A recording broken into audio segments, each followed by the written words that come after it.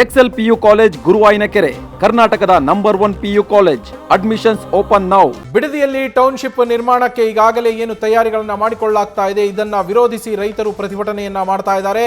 ಈ ರೈತರ ಹೋರಾಟಕ್ಕೆ ಕೇಂದ್ರ ಸಚಿವ ಎಚ್ ಡಿ ಕುಮಾರಸ್ವಾಮಿ ಅವರು ಕೂಡ ಬೆಂಬಲವನ್ನ ನೀಡಿರುವಂತದ್ದು.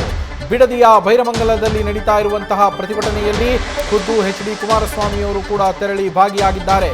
ಯೋಜನೆಯನ್ನ ವಿರೋಧಿಸಿ ರೈತರು ಅಹೋರಾತ್ರಿ ಧರಣಿಯನ್ನ ನಡೆಸ್ತಾ ಇದ್ದಾರೆ. ಈ ಧರಣಿಯಲ್ಲಿ ಕೇಂದ್ರ ಸಚಿವ ಎಚ್ ಡಿ ಕುಮಾರಸ್ವಾಮಿ ಭಾಗಿಯಾಗಿ ರೈತರಿಗೆ ಬೆಂಬಲವನ್ನ ನೀಡಿರುವಂಥದ್ದು, ಅವರಿಗೆ ಸಾಥ್ ಕೊಟ್ಟಿರುವಂಥದ್ದು. ಟೌನ್ಶಿಪ್ ಯೋಜನೆಗೆ ಭೂಮಿಯನ್ನ ಕೊಡೋದಿಲ್ಲ ಅಂತ ರೈತರು ಸದ್ಯ ಪಟ್ಟು ಹಿಡಿದು ಪ್ರತಿಭಟನೆಯನ್ನ ಮಾಡ್ತಾ ಇದ್ದಾರೆ. ಬೈರಮಂಗಲದಲ್ಲಿ ನಡೀತಾ ಇರುವಂತಹ ಈ ಪ್ರತಿಭಟನೆಯಲ್ಲಿ ಕೇಂದ್ರ ಸಚಿವರು ಎಚ್ ಡಿ ಕುಮಾರಸ್ವಾಮಿ ಅವರು ಕೂಡ ಭಾಗಿಯಾಗಿದ್ದಾರೆ. ಬಿಡದಿ ಇಂಟಿಗ್ರೇಟೆಡ್ ಟೌನ್ಶಿಪ್ ಯೋಜನೆ ಇದು. ಈ ಯೋಜನೆಯನ್ನು ವಿರೋಧಿಸಿ ರೈತರು ಪ್ರತಿಭಟನೆಯನ್ನು ಮಾಡ್ತಾ ಇರುವಂಥದ್ದು. ಈ ಯೋಜನೆಗೆ ನಾವು ನಮ್ಮ ಭೂಮಿಯನ್ನು ಬಿಟ್ಟು ಕೊಡೋದಿಲ್ಲ ಅಂತ ರೈತರು ಪ್ರತಿಭಟನೆಯನ್ನು ಮಾಡ್ತಾ ಇದ್ದಾರೆ. ಈ ಹಿನ್ನೆಲೆಯಲ್ಲಿ ಆ ಪ್ರತಿಭಟನೆಗೆ ಈಗ JDS ಕೂಡ ಬೆಂಬಲವನ್ನು ಕೊಟ್ಟಿರುವಂಥದ್ದು. JDS ಬೆಂಬಲ ಕೊಟ್ಟಿರುವ ಹಿನ್ನೆಲೆಯಲ್ಲಿ ಕೇಂದ್ರ ಸಚಿವರು ಎಚ್ ಡಿ ಕುಮಾರಸ್ವಾಮಿ ಅವರು ಖುದ್ದು ತೆರಳಿ ಅಹೋರಾತ್ರಿ ಧರಣಿಯಲ್ಲಿ ಇವತ್ತು ಭಾಗಿಯಾಗಿದ್ದಾರೆ. ರಾಮನಗರದ ಬೈರಮಂಗಲದಲ್ಲಿ ನಡೀತಾ ಇರುವಂತಹ ಪ್ರತಿಭಟನೆಯಲ್ಲಿ ಕುಮಾರಸ್ವಾಮಿ ಅವರು ಭಾಗಿಯಾಗಿರೋದು.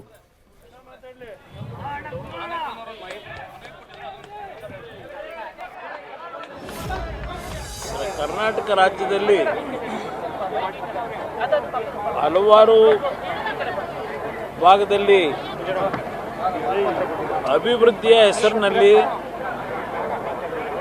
ಭೂಸ್ವಾಧೀನ ಪ್ರಕ್ರಿಯೆಗಳನ್ನು ಮಾಡ್ತಕ್ಕಂಥದ್ದನ್ನೇನು ಕಾಣ್ತಾ ಇದ್ದೇವೆ. ನಾನು ಸರ್ಕಾರಕ್ಕೆ ಹೇಳ್ತಕ್ಕಂಥದ್ದು, ಹಲವಾರು ಭಾಗದಲ್ಲಿ ಕೃಷಿಗೆ ಯೋಗ್ಯವಾಗದೇ ಇರತಕ್ಕಂಥ ಭೂಮಿಗಳು ಇರ್ತಕ್ಕಂಥದ್ದನ್ನು ನಾವು ನೋಡ್ತೇವೆ. ಈ ಭೂಸ್ವಾಧೀನ ಪ್ರಕ್ರಿಯೆಗಳಲ್ಲಿ ರೈತರು ಉತ್ತಮವಾದಂಥ ರೀತಿಯ ಕೃಷಿಗ ವೃತ್ತಿಯನ್ನು ಮಾಡಿ ಆರ್ಥಿಕವಾಗಿ ನೆಮ್ಮದಿಯಿಂದ ಇರತಕ್ಕಂಥ ಕುಟುಂಬಗಳನ್ನು ಒಕ್ಕೂಡಿಸ್ತಂಥದ್ದು ಈಗಿನ ಸರ್ಕಾರದಲ್ಲಿ ನಾವೇನು ಕಾಡ್ತಾ ಇದ್ದೇವೆ. ಯಾವುದೇ ಒಂದು ಅಭಿವೃದ್ಧಿಯ ಹೆಸರಿನ ಭೂಸ್ವಾಧೀನ ಪ್ರಕ್ರಿಯೆಯಲ್ಲಿ ಜನತೆಯ ಮೇಲೆ ಒತ್ತಡ ಹಾಕಿ ಪೊಲೀಸ್ನ ಇಲಾಖೆಯವರನ್ನ ಅವರ ಮೇಲೆ ಭಯ ಹುಟ್ಟತಕ್ಕಂಥ ರೀತಿಯಲ್ಲಿ ದುರುಪಯೋಗಪಡಿಸಿ ಕಂದಾಯ ಇಲಾಖೆಯ ಅಧಿಕಾರಿಗಳು ಕಾನೂನು ಬಾಹಿರವಾಗಿ ಸ್ವೇಚ್ಛಾಚಾರವಾಗಿ ಇವತ್ತು ಹಲವಾರು ರೀತಿಯ ಅಕ್ರಮಗಳನ್ನು ಇಂಥ ಒಂದು ಭೂಸ್ವಾಧೀನ ಪ್ರಕ್ರಿಯೆಯಲ್ಲಿ ನಡೆಸ್ತಾ ಇರತಕ್ಕಂಥದ್ದು ಭಾಳ ಕಡೆ ನಡೆದಿದೆ. ಆ ಒಂದು ಭಾಗವಾಗಿ ಇವತ್ತು ಬೈರಮಂಗಲ ಮತ್ತು ಈ ಭಾಗದ 8 ಹಳ್ಳಿಗಳೇನಿದೆ, ನನ್ನ ಮೇಲೆ ಇವತ್ತು ನೇರವಾಗಿ ಆಪಾದನೆ ಮಾಡ್ತಾರೆ. ಇದೇ ಕಾಂಗ್ರೆಸ್ ಸರ್ಕಾರ. ನಾನು 2006ರಲ್ಲಿ ಬೆಂಗಳೂರು ನಗರದ ಜನಸಂದಣಿಯ ಒತ್ತಡವನ್ನು ನೋಡಿ ಬೆಂಗಳೂರು ಹೊರವಲಯದ 5 ಭಾಗದಲ್ಲಿ 5 ಟೌನ್ಶಿಪ್ಗಳನ್ನು ಮಾಡಬೇಕು ಅಂತಕ್ಕಂಥದ್ದು, ಸ್ಯಾಟಲೈಟ್ ಟೌನ್ಗಳು ಮಾಡಬೇಕು ಅಂತ. ಬಿಡದಿ ಇಂಟಿಗ್ರೇಟೆಡ್ ಟೌನ್ಶಿಪ್ಗೆ ಈಗ ವಿರೋಧ ವ್ಯಕ್ತವಾಗ್ತಾ ಇರುವಂಥದ್ದು. ಗ್ರೇಟರ್ ಬೆಂಗಳೂರು ಇಂಟಿಗ್ರೇಟೆಡ್ ಟೌನ್ಶಿಪ್ ಮಾಡಬೇಕು ಅಂತೇಳಿ ಸರ್ಕಾರ ಏನು ಮುಂದಾಗಿದೆ, ಈ ವಿಚಾರಕ್ಕೆ ಈಗ ವಿರೋಧ ವ್ಯಕ್ತವಾಗ್ತಾ ಇದೆ. ರೈತರು ಭೂಮಿಯನ್ನು ನಾವು ಕೊಡೋದಿಲ್ಲ ಅಂತ ಪ್ರತಿಭಟನೆಯನ್ನು ಮಾಡ್ತಾ ಇದ್ದಾರೆ. ಸಾಕಷ್ಟು ಪರ ವಿರೋಧದ ಚರ್ಚೆಗಳು ನಡೀತಾ ಇದೆ. ಸುಮಾರು 1 ರಿಂದ 2 ಕೋಟಿ ರೂಪಾಯಿವರೆಗೂ ಪರಿಹಾರ ಸಿಗತ್ತೆ ಅನ್ನೋ ನಿರೀಕ್ಷೆ ಇತ್ತು. ಆ ಪರಿಹಾರ ಅಷ್ಟೊಂದು ಸಿಗಲ್ಲ ಅಂತ ಆದ ನಂತರ ಈ ಪ್ರತಿಭಟನೆಗೆ ಒಂದು ಮುಂದಾಗಿದ್ದಂಥದ್ದು. ಇನ್ನು ಸರ್ಕಾರ ಇವ್ರು ಏನು ಇದು ಮಾಡ್ತಾ ಇದ್ದಾರೆ, ಆ ಮೊತ್ತದ ಪರಿಹಾರವನ್ನು ಕೊಟ್ಟರೆ ಒಂದಷ್ಟು ಜನ ರೈತರು ಈಗಾಗಲೇ ಭೂಮಿ ಕೊಡೋದಕ್ಕೆ ಒಪ್ಕೊಂಡಿದ್ದಾರೆ ಅನ್ನೋ ಮಾಹಿತಿ ಕೂಡ ಇದೆ.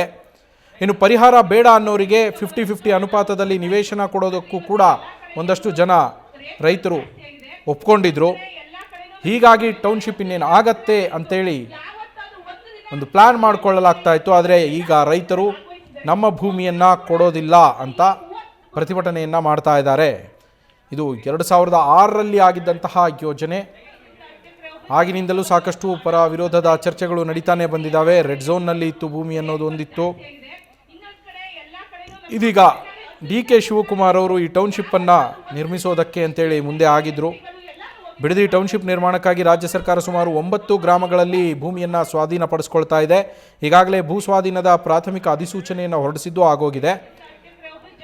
ಸುಮಾರು ಖಾಸಗಿ ಮಾಲೀಕತ್ವದ ಜಮೀನುಗಳೇ 6731 ಎಕರೆಯಷ್ಟು ಜಮೀನನ್ನು ಸ್ವಾಧೀನಪಡಿಸಿಕೊಳ್ಳುವ ಪ್ರಕ್ರಿಯೆ ಇತ್ತು.